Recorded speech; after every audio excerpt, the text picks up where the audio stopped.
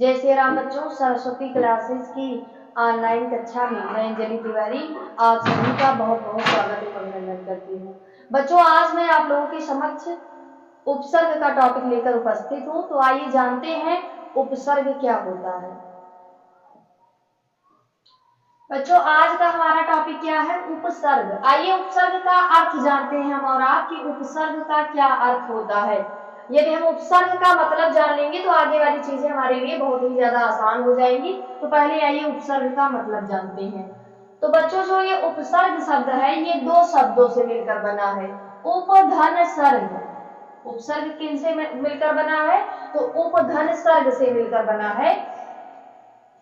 उपसर्ग दो शब्दों उप प्लस सर्ग के योग से निर्मित हुआ है।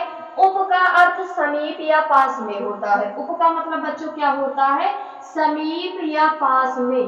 जबकि सर्ग का अर्थ होता है सृष्टि करना। सृष्टि करना अर्थात निर्माण करना।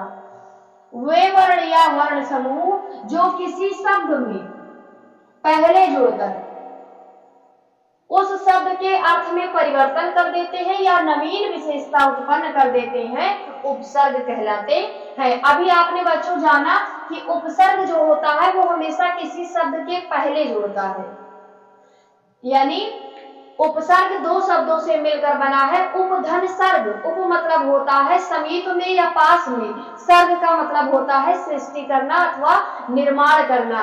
यानी जो शब्द या वे वर्ण या वर्ण समूह जो किसी शब्द में पहले जुड़कर उसके अर्थ में कोई परिवर्तन ला दे या नवीन विशेषता पैदा कर दे, उसमें उत्पन्न कर दे, तो वो कहलाते हैं बच्चों उपसर्ग। यानी ये शब्दों के पहले हमेशा जुड़ते हैं, इसको ध्यान रखना है आपको। उपसर्ग हमेशा शब्दों के पहले जुड़ेंगे और प्रत्यय जो होते हैं वो बाद में जुड़ते हैं। आइए यहाँ पे हमने एक शब्द लिया है, समझाने के लिए एक उदाहरण देखिए। यहाँ पे हार एक शब्द है। बच्चों, हार का वैसे मतलब होता है पराजय, पराजय या एक माला हम कह लें, एक माला।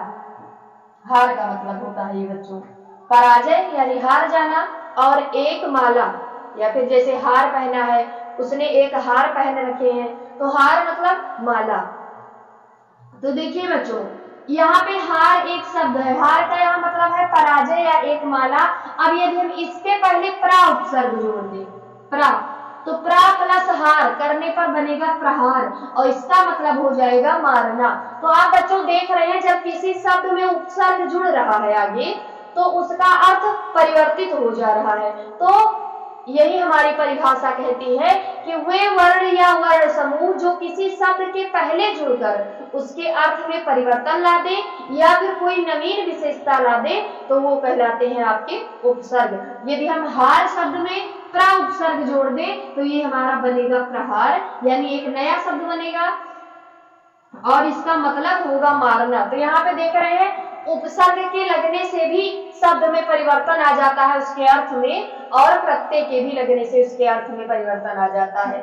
बच्चों, यहाँ पे हमने कुछ उपसर्ग लिए हैं और उनसे कौन कौन से शब्द बन सकते हैं उनको मैंने यहाँ पे दो चार उदाहरण के रूप में लिया है।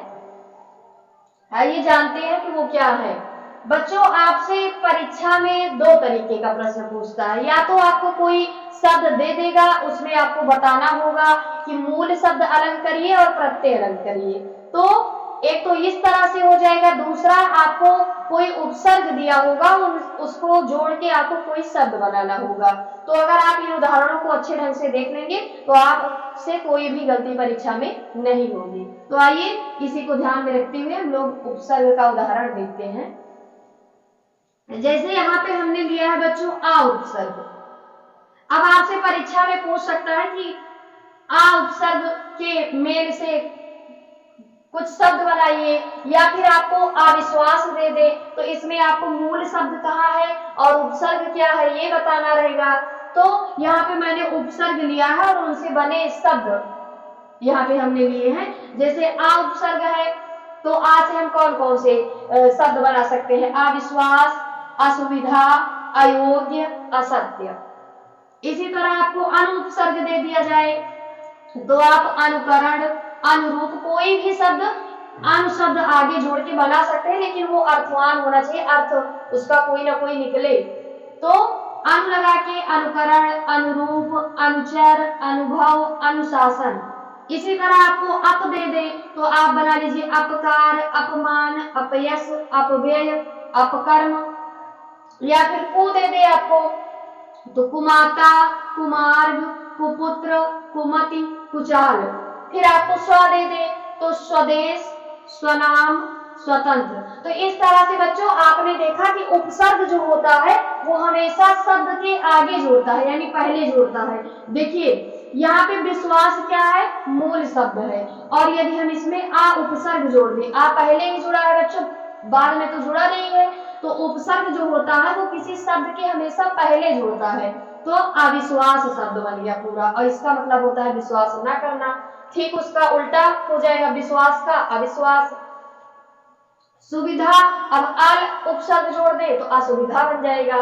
तो इसी तरह से बच्चों उपसर्ग हुए वर्ण या वर्ण समूह है जो किसी शब्द के पहले जुड़कर उसके अर्थ में परिवर्तन कर देते हैं या कोई नवीन विशेषता उत्पन्न कर देते हैं, तो वो कहलाते हैं आपके उपसर्ग। परीक्षा में 2 या 3 प्रश्न पूछा जाता है, कई उसमें उपसर्ग दिए रहेंगे, आपको बताना रहेगा कि किन्हीं 3 के मेल से शब्द बनाइए, 2 या 3 शब्द बनाइए। तो आप अगर इसको अच्छे ढंग से पढ़ लेंगे तो आपसे परीक्षा में कोई भी प्रश्न गलत नहीं होगा। तो बच्चों कल हम पुनः